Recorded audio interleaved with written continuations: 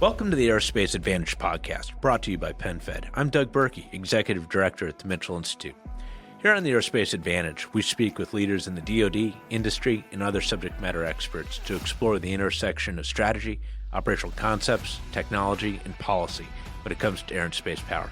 Now this week, we're going to focus on key considerations President Trump's defense team, especially Secretary of Defense and the Secretary of the Air Force, should be thinking about when it comes to space power. Now, we all know that President Trump created Space Force in his first term. It's just been about over 5 years since that key decision, and a lot has happened since then. In the next few years, they are going to be especially impactful when it comes to space power. To put it bluntly, every facet of America's national security requires space. We need to recognize the challenges and opportunities facing Guardians and work to strengthen the hand we're empowering them to play. Services are not built overnight, and we're playing the long game here, but every step matters. So with that, I'm excited to have General Kevin Chilton, the Explorer Chair of the Mitchell Institute's Spacepower Advantage Center of Excellence, General Dave Deptula, Dean of the Mitchell Institute, plus Charles Galbreath and Jen Reeves of our Spacepower Advantage Center of Excellence join me for this conversation. Welcome, everybody. Thanks, Doug. Great to be with you today. Always a pleasure to discuss these critical issues. Absolutely. Excited to be here. Thanks. Yep. Thanks, Doug. Looking forward to it. No, it's a great group. So I just want to kick this off with a few scene-setting questions up front that are going to help lay out some of the considerations for really everything else we discuss. And you can't get away from this. I mean, this dominates everything. And it's really, first and foremost, space is now a contested domain. So, guys, what are the main implications of this development when it comes to stewarding effective U.S. space power? Yeah, so, Doug, let me jump in on that one. Basically, it means that what we had isn't what we need going forward. And that's not just from a material perspective, but also from an operational concept perspective and from a training perspective. Everything that we had was geared towards space as a non-contested domain. People like to use the word benign. I've never thought that space was a benign environment. There's radiation, all that other stuff. But bottom line, there are now threats that we must counter, and that requires changes to our concepts of operation, to what we're acquiring, to the way we handle every aspect of a military operations. It also means that the space services and effects that we had previously delivered, those need to continue, but we have to do so after we gain and maintain space superiority. That's got to be mission number one, because if we don't do that, everything else doesn't come. Yeah, I think I'd love to pile onto that. I look at things in a very similar vein, but there are some concepts that I like to think about when we're talking about how space has changed from when we originally became a spacefaring nation and, further used space more and more. How should we be looking at it today? Well, here's the first and most important thing. There is no longer a day without space, right? Space is so ingrained in what it is that we do, not only in the military and the government, but also in our everyday lives. I mean, everybody with a phone in their pocket is using space every day. So we absolutely have to think about that first and foremost. There is no day without space. We can't live without space any longer. And when you think about that, then, space is actually unique in some ways. It's a very different environment up there. But also, as we move forward in our warfighting constructs, we have to remember that space needs to be treated like other warfighting domains, right? And that's kind of a new thing. We haven't really done this, and I think this is a battle that we're fighting now. And we just have to, right? There's lots of changes that we have to do when we get out there, and I know we're going to talk about all that. Now, I think that's where General Saltzman really nails it when he talks about moving from a merchant marine model towards a combat navy model. Absolutely. Yeah, absolutely. I'd pile on to just exactly what Charles and Jen just said. Look, when it was Air Force Space Command and before we were even allowed to speak about threats to our resources in space or the notion of space superiority, we just had people who operated our satellites on orbit, and they were operated in a benign environment. So they didn't have to worry about defense. They just had to worry about making sure that they had good contact with the satellites and the satellites were healthy in that environment. Now we need to be able to gain and maintain space superiority in this domain, which means we need offensive squadrons and deltas. We need defensive ones, and they can be combined into one. And our operators need to be trained to understand when they're under attack, when they're not under attack, when's a natural environment affecting them, et cetera. It's a whole new paradigm. And it's, as Jen said, it's no different than any other service. And to think that the Army, Navy, Air Force, or Marines would operate without these capabilities would be foolish. And then you pile on top of that the ability to command and control that at the operational level of war. No longer do you just have a colonel liaison with a small staff at the Joint Force Air Component Command. They need to be a separate component command, and they need to be led by a general officer, and they need to have a planning staff and an execution staff that can write orders in support of regional combatant commands. This requires more people. And U.S. Space Command, a new command, needs to be manned up with people who understand offense, defense, and operations. I think the entire force is poorly resourced at this point. And if we're going to be competitive and meet the charter of being able to gain and maintain superiority, and of course, if you have that position, deter attacks on our forces, we need to start growing. Now, I really appreciate those responses and a lot to consider there. But again, it's foundational. Nothing makes sense unless people absorb that. So, given that background, what are some of the key factors the incoming defense team, and especially the Secretary of Air Force, should always bring into the decision equation when looking to effectively lead the Space Force? I mean, space is a contested domain. These realities, they just affect everything. Yeah, Doug, let me kick this one off and share with you and the audience. I last week just delivered a presentation on the state of the Air Force and the state of the Space Force up at a Aerospace and Defense conference in New York City, and I wanted to kind of hit the high points. In what the new Secretary of Defense and Secretary of the Department of the Air Force are going to need to understand is there are three critical areas where they need to act to assure that the Space Force gets the requirements that it needs to execute the nation's defense strategy. And here you go. Three principal points. Chile already mentioned one of them. The U.S. Space Force is underfunded, the U.S. Space Force is undersized, and the U.S. Space Force does not have the authorities yet to consolidate the plethora of DoD space agencies that are out there. Let me expand just a bit. And by the way, what my compatriots here in the panel already discussed was the impact that space has on the average citizen. And this is what makes the Space Force very different than any of the other services. Because unknowingly, every, not just U.S. citizen, but person on the face of the planet of the Earth relies on what the U.S. Space Force provides.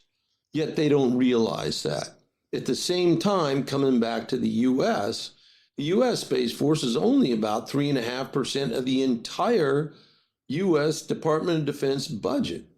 It simply cannot perform its functions to deter or to defeat threats in space without more funding, period. That's number one. The second one is personnel. To put this size in context, the Space Force is about half the size of the Coast Guard, yet space expertise is required to support the Space Force, Space Command, as well as the individual services' unique space requirements. And don't forget those Department of Defense agencies out there, like the National Reconnaissance Office, where there was just an article yesterday about they want the Space Force to provide their personnel requirements. And by the way, there's an easy fix to that. National Reconnaissance Office should be direct report to the U.S. Space Force. It should be part of the Space Force, but I'll save that for a later question. And then number three, the organizational authorities. Look, part of the rationale, a fundamental part of the rationale for the stand-up of the Space Force was made by a previous vice president who stated that our national security space program spread across more than 60 departments and agencies that results in a glaring lack of leadership and accountability, and that undermines our combatant commanders and puts our warfighters at risk. And to date, after 5 years of existence, only one of those 60 agencies has been integrated into the Space Force, and that's the Space Development Agency. So that's what the new Secretary of Defense and Secretary of the Department of the Air Force needs to understand and act upon quickly at the front end of their new administration. Hey, Dave, if I could pile onto that just briefly. I agree. This needs to be quick. We don't need a 2-year AOA. We need a quick review of what's happened over the past 4 years and what has not happened. I think the first Trump administration started us down a good path following the end of the Obama administration, where we finally recognized the need for space superiority. But they need to do a quick look at what has and has not been done over the last 4 years. And I think that will motivate them to accelerate every point you just made on manning and resourcing.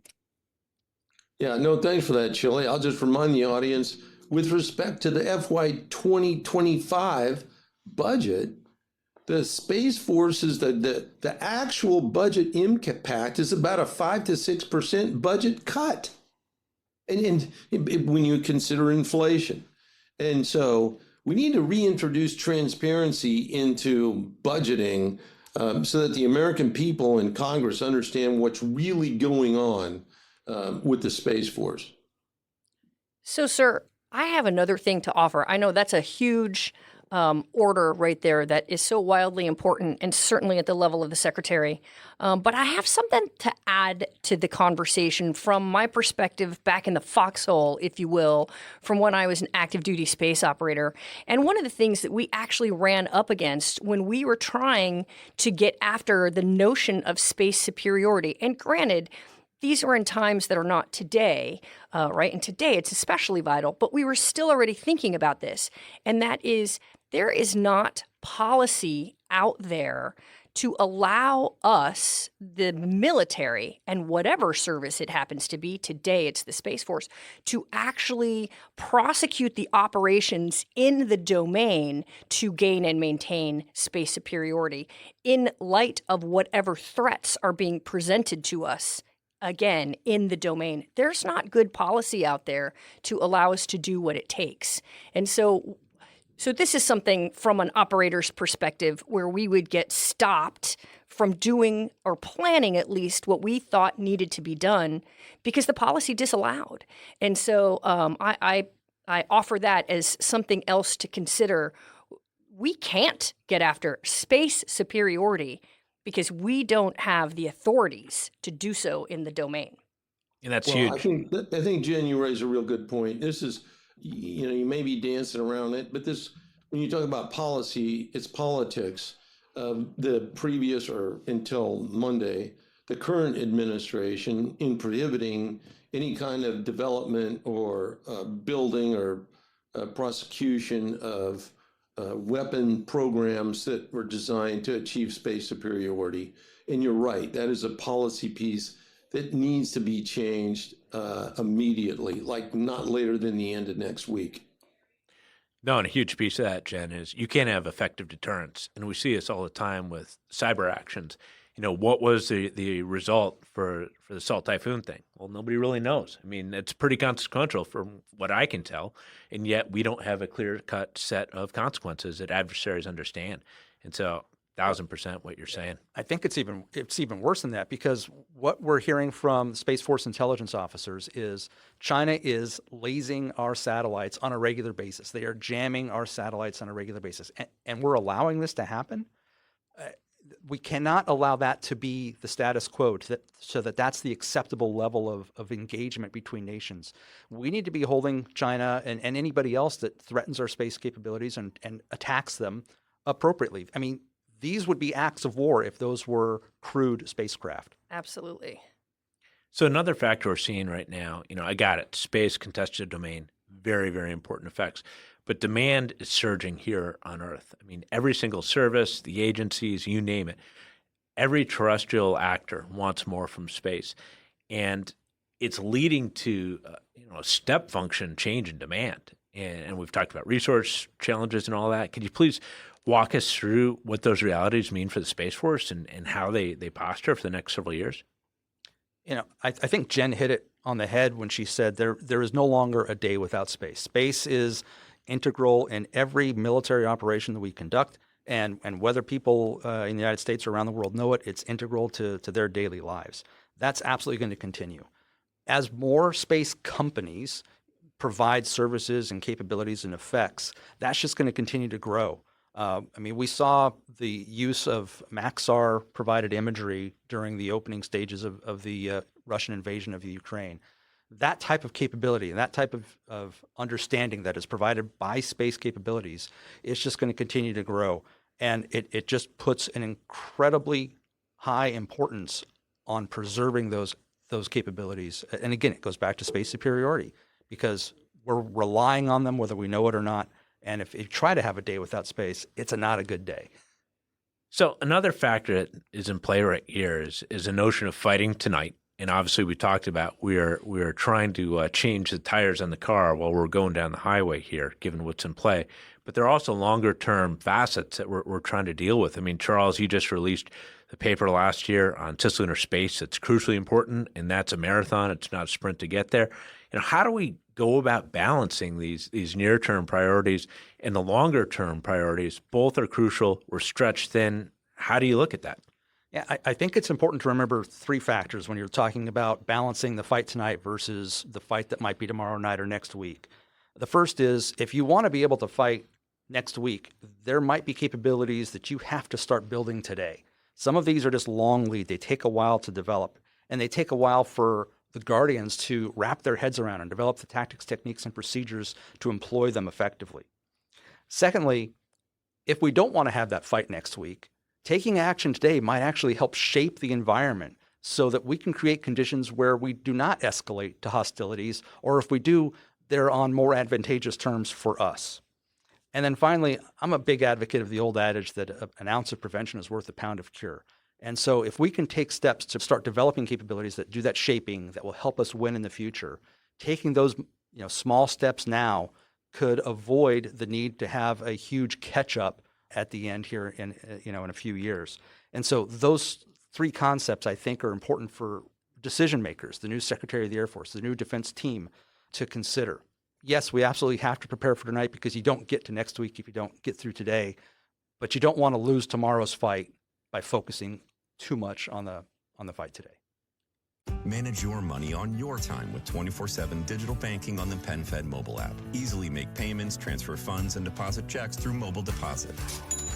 That's music to my ears. Learn more at PenFed.org. Federally insured by NCOA. We're talking about a lot of challenges here. And how do we get to solutions? What should the Secretary of Defense, the Secretary of the Air Force, what should they be pitching for? Does it come down to more resources? I mean, we constantly hear from Guardians that they're pedaling as fast as they can, trying to take care of the essentials. How do we help them? I'm going to go back and hit on the three things I did before. And the first one is, you do need more resources. And part of that resource isn't just dollars, it's also people. And it's not just people, it's also doing the best with what you have by consolidating many of the space agencies. The most critical ones that are out there are the National Reconnaissance Office, National Geospatial Agency, and the Missile Defense Agency. There is enormous redundancy, duplication, and a lot of that could be done away with if we consolidated these agencies into the Space Force, as well as waste.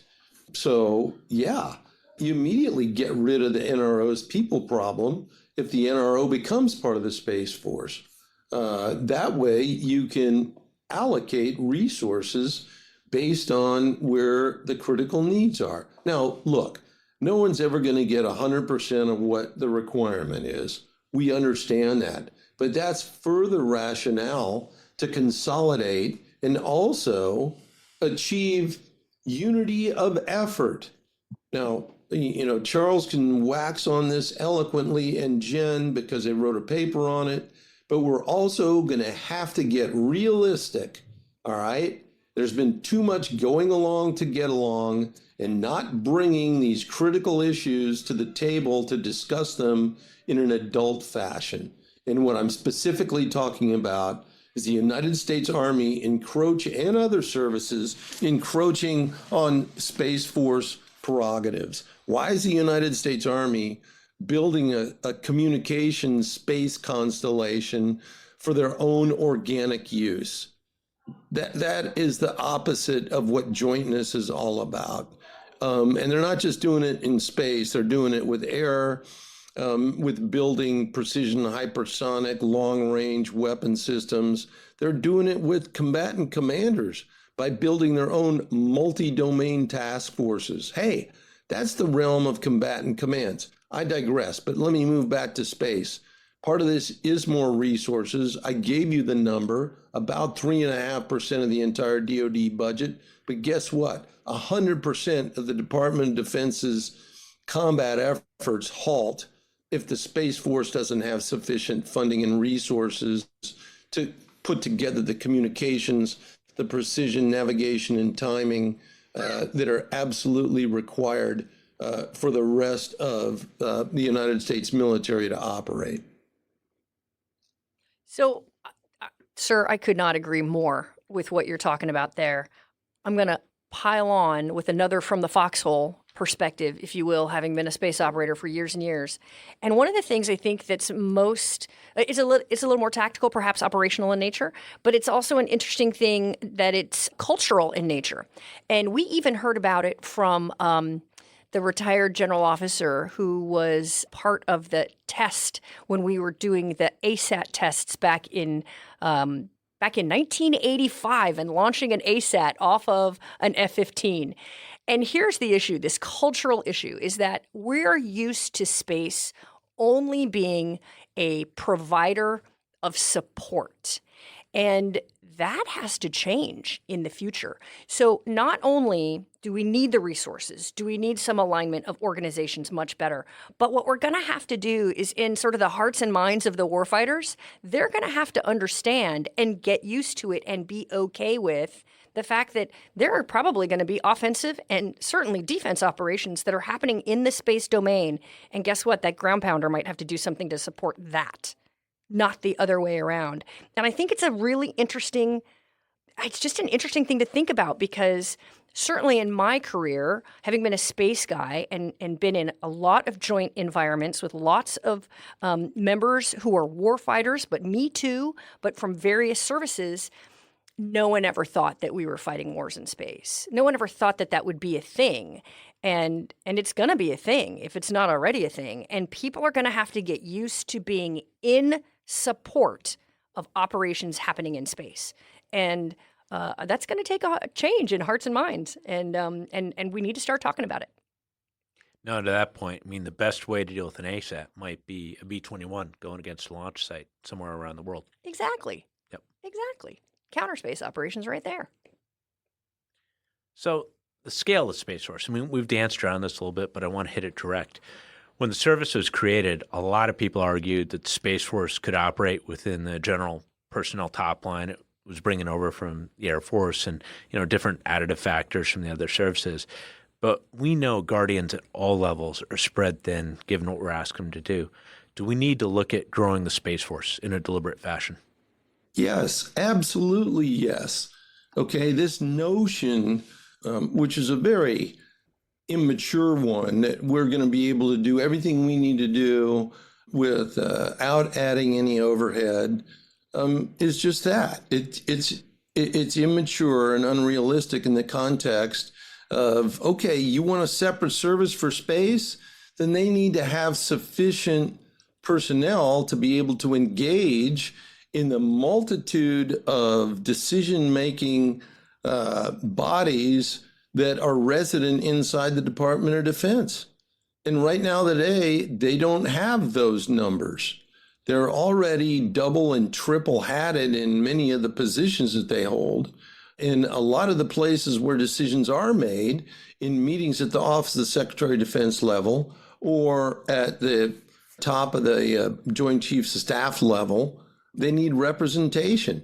Well, today, they don't have sufficient numbers of personnel to be able to do that. So that is one of the issues that has to be addressed front on and right up front and transparently. Yeah, Dave, I agree completely. In fact, I would argue triple, because we've multiplied by 3 the number of missions they had back before we called this a warfighting domain at the operational level. I mean, or at the tactical level. So at the squadron level, we got 3 times as much requirements for what they do at that level. At the operational level of war, in the planning and execution as a component command, and at the COCOMs. And then you need 3 times the amount up in the Pentagon, where we didn't have this kind of representation. So they can be involved in every aspect of, from organized training and equipping the force for going forward. And then add to that U.S. Space Command's, the combatant command's needs. It's far broader than it was even 10 years ago. So I want to pull the thread here a little bit more directly, and everybody was kind of touching upon it a little bit, but specifically the senior leader bench. All the time we hear comparisons that, well, the Army has this many general officers, so the Air Force and the Space Force, they should have this. And I think people really miss a key element here, and that has to do with the responsibilities and the authorities. And we're not talking about just tying to 18-year-olds and under supervision at a given time. And can you guys expand upon that? I mean, this is really, really crucial, especially for the Hill to understand. So the traditional mindset is you determine how many senior leaders you need based off of how many junior followers you have underneath you. And that's a very simplistic way of thinking of things. And you're absolutely right. I think we have to look beyond that and talk about the effects that those leaders are having in the organizations and the systems and the people that they lead. Because GPS, for example, there's a squadron commander responsible for the maintenance and the continued signal propagation of the GPS system. That affects the entire world, right? That's run by an O5. I'm not saying that O5 needs to be a general officer, but we have to look at what sort of impact our leaders are going to have. And it ends up inverting some of that pyramid that we traditionally think of, where you have to have 1,000 E1s in order to have the right general officer level. Hey, Charles, let me jump in there first for our audience. An 05 is a lieutenant colonel. So that's a mid-grade officer, sort of the top of the mid-grade officers, but a mid-grade officer. And I just want to, again, it's one of those things that you won't hear in the Pentagon because no one wants to upset anybody else. But what Charles is describing is most of the Department of Defense personnel management is based on an anachronistic construct of military warfare and effects. And what he's describing is the Space Force is successful because of brains, not brawn. Okay? And so it needs to be resourced very differently than, as Doug slightly alluded to it, not just a bunch of how many 18-year-olds you got out there being supervised by an adult, but what are the consequences and effects of the actions that need to be put in place to defend our own assets, as well as deter and, if necessary, conduct offensive operations in space to take out our adversaries' capabilities. That has nothing to do with absolute numbers of, very young people hauling around a rifle that can shoot one bullet at a time. And if I could tag team back in on this one, that isn't just the operational and what's happening sort of in the field. It trickles up into what we have in the Pentagon. We purposely designed the Space Force staff in the Pentagon to be very small. And we're realizing, and we saw it right away, we couldn't cover down on all of the meetings that happened in the joint community to bring forward Space Force equities with the right level of rank. We were sending, I can't tell you how many meetings I went to as an 06 representing the service at a 3-star level forum, right? So we have to get past the, as you put it, General Deptula, the anachronistic view of personnel management, and look at effects and allow the Space Force staff to grow to an appropriate level so that it can represent itself and its equities to the joint community more forcefully than we can do today. No, and I It's could, not just more forcefully, it's effectively. so switching gears a little bit here, given all these new realities we're talking about, what does it mean to train guardians? I mean, military space power is no longer just about providing support services. We've hit that really hard today. And what we're talking about now are warfighters in very dynamic, complex environments, handling offensive and defensive, very technically complex capabilities. What does that mean for training?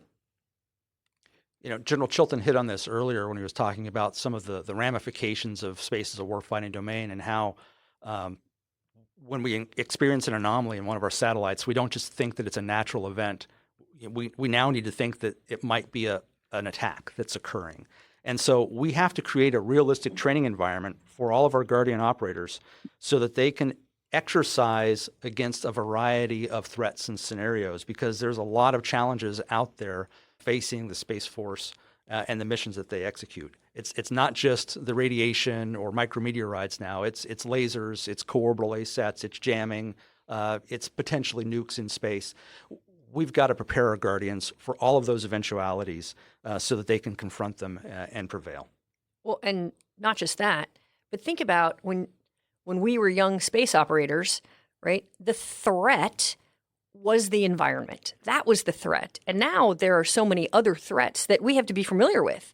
It's not just about understanding what's happening in space, but it's also very clearly understanding about intent and foreign policy and what these other actors, these other countries, what they want to do and how they want to hold us at risk in space. And that has, until recently not necessarily been part of how we do operations. Now, our flying friends, they totally get that because they've been dealing in threat environments created by adversaries as long as flying has happened. But that's not how it originated with space. And so this is a new thing, and we really have to take it seriously. And frankly, we have not stepped up. It took the United States a long time to recognize that space is a warfighting domain. I mean, that first offensive action was in 2007 when the Chinese blew up their own satellite to demonstrate that they could do it. It was a very groundbreaking and negative moment. But it took us 12 years to sort of recognize the implications of that and stand up a combatant command as well as a service to focus solely on what is happening in space. Yeah, we hit the snooze button for 12 years. We really did. Yeah.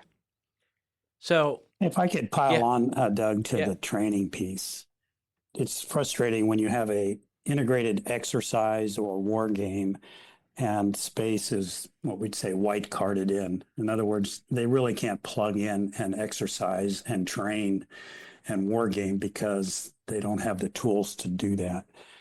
And so they need to have good simulators, both at the tactical level, so that's at the squadron level, when they can do some of the things that Jen just talked about, practice how you're going to respond when you're attacked with your operating GPS, for example, but also practice how you're going to attack if you're in an offensive squadron, or how you're going to defend if you have the capability to defend. They need training ranges. You can't just do everything through simulation. For COCOM to believe something's going to work, they've got to see that it's been demonstrated to some level. And so they need to be able to train with actual hardware that they're going to use, or hardware similar to exactly what they're going to use.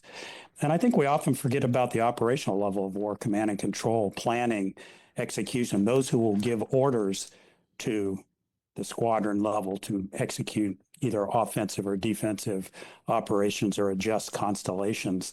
And those folks in the CSPOC, the Space Operations Centers, they need to have a simulator where they can practice that. We do that all the time in the air domain. We have air operations control centers where we exercise, we try new tactics, techniques, and procedures in.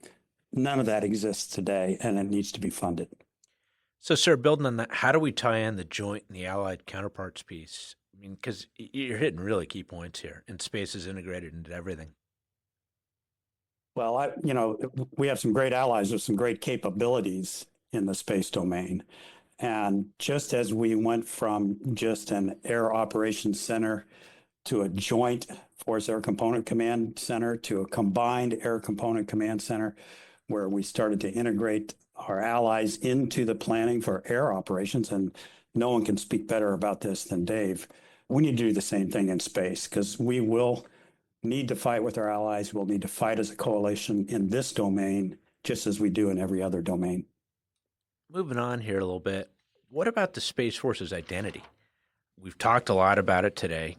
Guardians, they are warfighters, but I'm not sure everybody else gets that. Would you guys mind sharing your thoughts on how this needs to evolve, both internally and externally? I mean, if you go down the street of Main Street, USA, and you ask somebody what a Marine is, I think they'll tell you some pretty constant themes. But what do we want people to say when they're asked about what a Guardian is, both within the service and outside? Yeah, that's a great question, Doug. The Guardian identity is absolutely critical. And you're right, Guardians are warfighters. I wrote a piece last year advocating for that exact point.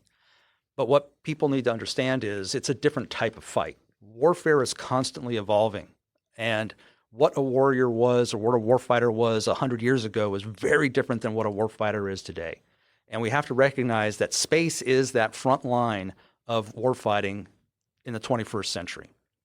And we have to prepare Guardians that understand those threats, that understand the environment and the different physics that are associated with it, so that they can achieve superiority and the effects necessary to win a war in that domain. And so just got to remind people that warfighting is constantly evolving. Guardians are the warfighters of the 21st century. So I'm with you. A clear narrative is super, super important. What I do want to say, though, is I sympathize how hard this can be, because the space environment is one that is not one that can be experienced in a visceral way, the way, being at sea or being on the land or being in the air. And so I sympathize that it's hard to come up with that narrative and be succinct and very clear about it, because your average, Joe on Main Street, USA, they have no idea what happened back in 2007 with the Chinese up in space, right? They just don't know. It's hard to imagine it. And also, for a very long time, a lot of things have been very classified, so we weren't allowed to talk about it. So not only is it hard to envision it yourself, the information doesn't flow enough. And so I think it's an uphill battle. I totally get that it's an uphill battle, but it's one that must be attacked. And it's one that has to be won soon, because all of this is what enables, right, this clear vision, this clear understanding of what a Guardian is and what the Space Force represents and what it does. That is the key that unlocks everything else. It unlocks the resources, it unlocks the policy, because then people understand the relevance of the fight and the relevance of the organization that is in the fight. So it's an uphill battle, but we got to do it. And I'm just going to jump in on this and be really blunt. I really hope Guardians embrace the notion of being a warfighter and the notion of peace through strength. Nobody wants a war in space. But for us to effectively deter that war and still secure our national security interests, we have to have the ability, the capability, the capacity, and the credibility that we're going to hold targets at risk, and we're not going to hesitate. And I am hearing too much hesitation when we do talk to a lot of Guardians space professionals, because they're still in this evolution, and I want to talk to a Guardian warfighter. I don't need to talk to somebody from State Department. That's a different phone number.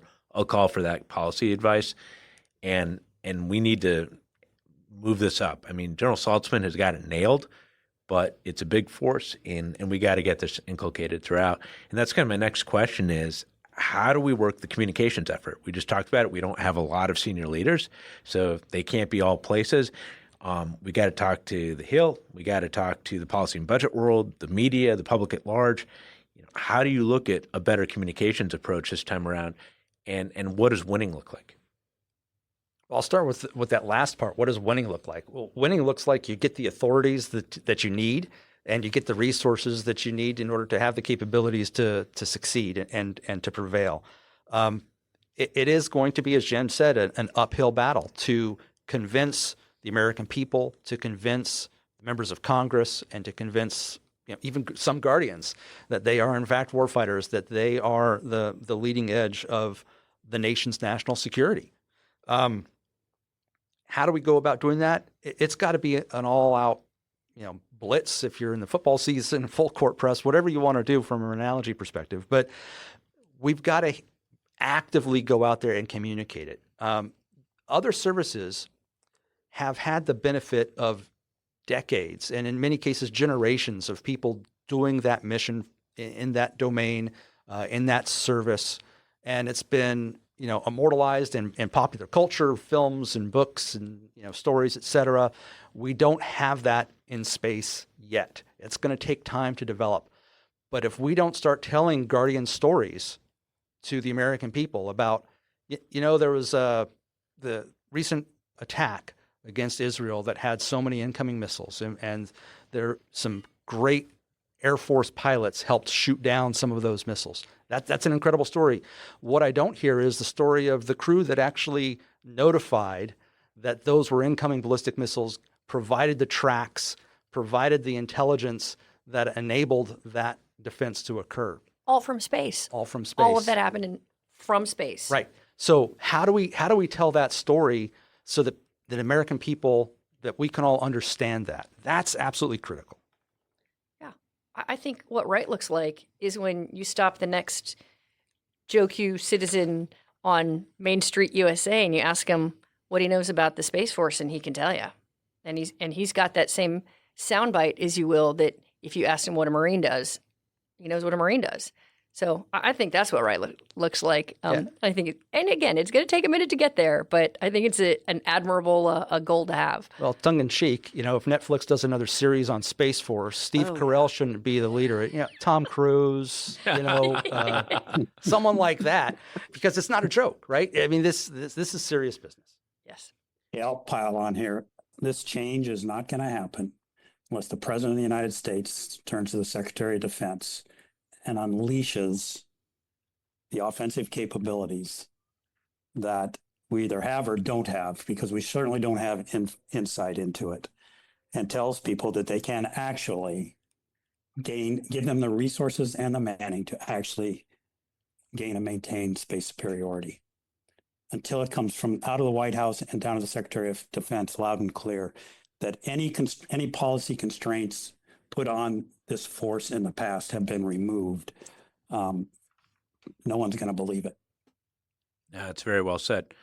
So, Jen and Charles, you spent this fall highlighting the need to ensure Space Force is the lead DoD service tasked with executing space power roles and missions, and that other services really shouldn't seek to recreate their own mini Space Forces within themselves and create these organic stovepipes. And General Deptula, you hit upon this earlier too. Advice for the new leadership team on this front? Well, certainly what I think needs to happen is that there needs to be a solid discussion on roles and missions, right? That's the first thing. And honestly, it's the right time. U.S. Space Command, U.S. Space Force, they're about 5 years old. That's a good time to look at a larger organization and say, hey, are we getting it right? And then, listen, I absolutely agree with General Whiting, the commander of U.S. Space Command. He wants all the space resources he can get. 100%. Would never doubt that. What happens downstream, though, when there is, what to say? When there are unclear boundaries between who does what from a resourcing perspective, well, then what ends up happening is we have duplication of effort, which is not okay. We may have things that are supposed to be getting done and procured and provided, organized, trained, and equipped that may be missed because we are unclear on who is supposed to do what. And truly, it comes back to resources.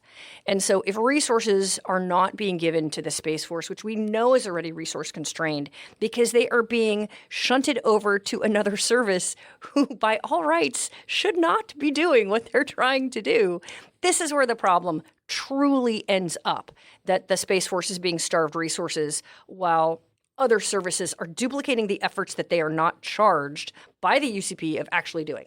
Yeah, absolutely. And I will say duplication is a useful tool when it's done intentionally, right? There may be a mission where we absolutely need some level of duplication because that target set is so critical to the overall campaign that I want to have an air asset, a ground asset, a Navy asset, and a space asset going after it. Okay, that's great. But if you're doing it unintentionally and you're haphazardly, you are absolutely wasting resources. So the Space Force the Chief of Space Operations is tagged with being the integrator of joint space capabilities. They need to be able to actively work with the other services to determine how everybody fits into this, to basically be the conductor of the orchestra of the Department of Defense when it comes to space capabilities and effects. Roles and missions is absolutely critical, as Jen said. And that's not to say that there isn't a role or a mission for the other services in space, but we have to define what those are going forward. As we've talked about, a B-21 going against a ground site might be the best way to attack a counter space capability. Let's have that discussion, and let's make sure that we understand what those right roles and missions are. We talk about the Army a lot, and we had a great debate with them last year. Somehow I think it's going to continue in 2025.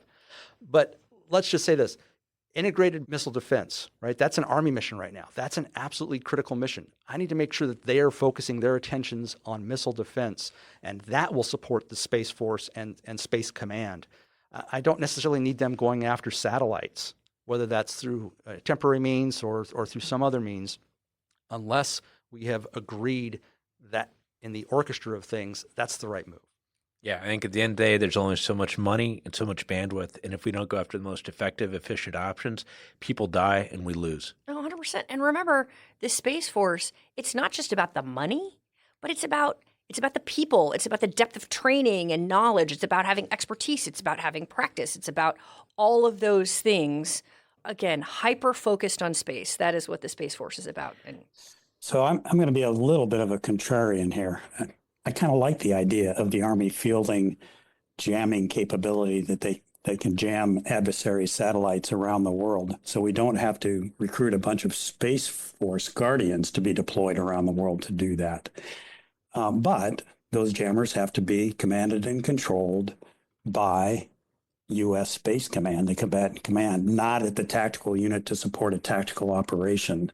It may support a tactical operation, but you can't have that much independence out there because you could be affecting other things in the domain unintentionally. I like the idea of the Army having direct ascent at an anti-satellite capability under the command and control of U.S. Space Command in support of the regional combatant commander. I like the idea of the Air Force spending Air Force TOA to field directed energy weapons to put on airplanes to help hold at risk adversary satellites. And I like the Navy having the ability to do the same off surface ships. We demonstrated that in Operation Burnt Frost, the ability to destroy a satellite in orbit. And all in support of and under the command and control of U.S. Space Command. I think that's how you get after this problem in a broad way without, and that are the contributions that the other services can make, just as the Air Force provides A-10s and does close air support for the Army in the terrestrial domains. The other services need to step up, invest, and support the ability or the capabilities that the Space Force and the combatant commander need to gain and maintain space superiority globally. All that said, I don't see any reason for the Army, Navy, Air Force, or Marines to field their own constellation of satellites. That's a Space Force job, period, in my view. So there are also some space power tensions between DoD and the intel community. Thoughts from the group on this? Yeah, as you might expect, I'll jump right in here. Look, we're getting into an area where most people, Joe Q public in the United States, or Susie Q public, simply have no clue with these kinds of organizational differences. They just know that we've got stuff in space. Well, it turns out that the National Reconnaissance Office is a member of the U.S. intelligence community, as well as an agency of the Department of Defense. And what it does is it designs, builds, launches, and operates U.S. reconnaissance satellites, and it provides satellite intelligence to a variety of U.S. government agencies. Now, this is kind of a tutorial, but I think it's fundamental to understand. It provides signals intelligence to the National Security Agency, imagery intelligence to the National Geospatial Agency, and measurement and signatures intelligence to the Defense Intelligence Agency. So it was stood up in 1960. And the reason it was stood up was there was tension between the Air Force that was operating spacecraft at that time and some elements of the government, in that they were concerned that the Air Force was going to funnel us only to Air Force stuff. Well, that was over a half a century ago. And frankly, we didn't have a Space Force at that time, okay? We have come a long way in terms of maturing and understanding that information's fundamental to the operation of our nation's security enterprises. I don't think you need to, hammer that home too much with any of our service components, much less the Space Force. So I think, what I mentioned right up front is going to get a lot of people's blood boiling when I talk about integrating NRO, NGA, and MDA into the Space Force. But if we're really serious about not having sufficient numbers of resources, one of the options that we need to take advantage of then is consolidation, to be able to do a much better job in achieving efficiencies with respect to unity of operations. I'll stop there, but I think it ties some of the comments that have already gone together with respect to taking a look at roles and functions. How do we do this better? How do we really make the U.S. Space Force the premier operation that it deserves to be, in optimizing the application of DoD space elements in one location so we can achieve the synergies that come from unified effort? I'll pile on a little bit here with a slightly different slant. So we have the USDI and we have the DoD, and we have these agencies, as Dave mentioned, the NRO, the NGA, the NSA, who kind of sit in between. But really, their first priority is always to the U.S. Defense Intelligence Agency, because that's who sits in the National Security Council and answers the president and the vice president's questions. There's never been a case in the past where the overhead reconnaissance from space, and Dave can attest to this, provided timely enough information to affect the ongoing battle, whether it was in Desert Storm or Iraqi freedom, et cetera. And it's because there weren't enough assets to meet all the requirements, and the requirements of the USDI trumped the requirements of the regional combatant commander. And perhaps we're moving into an era where we're going to have so much reconnaissance from space that a little bit of that will be relieved. But at the end of the day, what's most important is who has the authority to task the reconnaissance satellite in space. In other words, to take a picture, who has the authority to tell it to take a picture of these coordinates and provide it to me in this amount of time. And that tasking authority has to devolve down to the regional combatant commander. And if not, I don't care who's building the satellites. We're never going to be able to effectively use our space assets to deter and prosecute warfare. And failing the NRO's ability to do that, the Space Force, in my view, needs to build their own constellation of reconnaissance satellites that they control, operate, and task, and have the tasking authority to support the regional combatant commanders. Yeah, by the way, as Chili said, I subscribe to what he just said 1,000%, because I lived that in reality during Desert Storm. I lived it during Operation Enduring Freedom, and even during Operation Unified Assistance. We couldn't even use weather satellites to provide information to the nations that suffered the tsunami impact in 2004 and 5. Think about that. Now, we're well beyond that today, and we're to the point where, quite frankly, now with the capabilities that commercial companies can provide, you're going to see, well, you already see it with other nations. But they're going to those organizations to be able to get direct downlinks, to be able to get that real-time information that's so necessary. I've argued this point so many times in the Pentagon, I just have, you just get beat down because they keep on saying, no, there's nothing wrong with the system the way it is. Well, the fact of the matter is there's a lot wrong with it.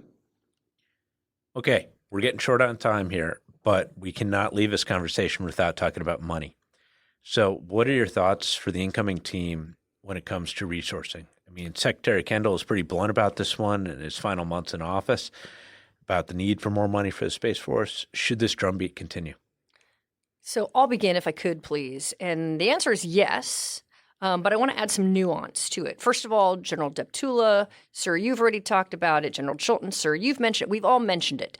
The Space Force budget is simply too small. And in just the most bizarre turn of events, it got cut, which is crazy in the first 5 years of a new service, which is also getting more and more and more tasks on its plate. But something that I want everybody to think about is that if, in fact, we have budgetary restraints on the department, on the overall Department of Defense, then again, what we have to talk about is a shuffle of resources inside the department. If the overall TOA does not increase, okay, then increasing the TOA, the total obligation authority, the top line, the budget, the amount of money handed to each service, then that has to be shuffled from within the department. And I don't think people necessarily think about that, right? It comes back to the roles and missions. Are we aligned with what we're paying for from each of the military departments? And one thing that cannot happen is we cannot carve this out of the Air Force budget. Okay, too much has been carved out of the Air Force. Most of the personnel from the Space Force came from the Air Force. So there was an end strength reduction there. There was money that was carved out of the Department of the Air Force, taken from the Air Force to give to the Space Force. And all of that in previous time was just and righteous. We cannot continue to do that. That money has to come from elsewhere. And if it cannot be an increase in overall TOA to the Department of Defense, we have to look at roles and missions and take money from those other departments and other services based on what's actually happening out there. And if we do that, in all seriousness, you will find that the Space Force deserves more money and they're going to take it from the other departments. I'll pile on a little bit there because last year we heard some of the other service chiefs and other senior leaders within the Navy and the Army and the Marine Corps talking about how critical space is to them. If you don't have space, forget about it. That sort of mindset. That is great, but we've got to follow that up with the budget. And what Jen 100%. Is saying of rebalancing within the Department of Defense is absolutely critical. I'll say this for the incoming Secretary of the Air Force and the team that is going to lead the Department of the Air Force. If you don't advocate for the resources you need to do your mission, no one else will. All of those accolades and support from the other services and other military leaders, that was great. It didn't come with a check, right? And we need to make sure that you, as the new Secretary of the Air Force, are advocating for the resources and the capabilities that you, the Air Force, and the Space Force absolutely need, because no one else will. Hey, let me just emphasize that, because I've been trying to remind people that doing what Charles just said is being joint. Okay, a lot of people go, oh, well, wait a second. Jointness means, saying nice things about the other guy. No, jointness means advocating and articulating for the capabilities that only your particular service can bring to the fight. Because if you don't do that, then our combatant commands in putting together joint task forces will not be able to understand how your particular service component can contribute. So that's saying it in a different way, but advocating and articulating for the virtues and values of the Space Force is being joint. I'm reminded of every time I've ever been on an airplane as a passenger, because I'm not a pilot, right? You always hear the safety brief. If an oxygen mask comes down, put on your oxygen mask before helping those around you. That's what we have to do from a service perspective. We've got to give ourselves the capabilities and the resources that we need before we can provide that support to the other services that they need. Well, we are at the end of a time block. I cannot thank you all enough for joining today. But again, this is hugely important, and it's going to be interesting to see how it plays out over the next 4 years. But one thing's for certain, we're going to need what those Guardians provide. Thanks, Doug. Thanks for the conversation, everybody. Really happy to be here. This was great, guys. Yeah, have a great space power kind of day. Great discussion today. Thanks for allowing me to be a part of it. And with that, I'd like to extend a big thank you to our guests for joining in today's discussion. I'd also like to extend a thank you to our listeners for your continued support and for tuning in to today's show. And if you like what you've heard today, don't forget to hit that like button and follow or subscribe to Aerospace Advantage. You can also leave a comment to let us know what you think about our show or areas that you think we should explore further. And as always, you can join the conversation by following the Mitchell Institute on Twitter, Instagram, Facebook, or LinkedIn. And you can always find us at mitchellaerospacepower.org. Thanks again for joining us. We'll see you next time.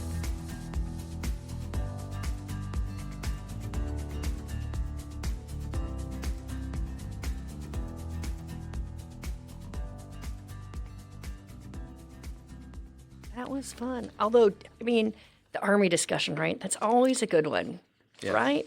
I don't know, gentlemen, have you seen the copy of AUSA's December magazine? No. Oh, there's a big picture of the planet on it from afar and saying about how they're really investing in space. I think Charles and Jen caused them to have feelings.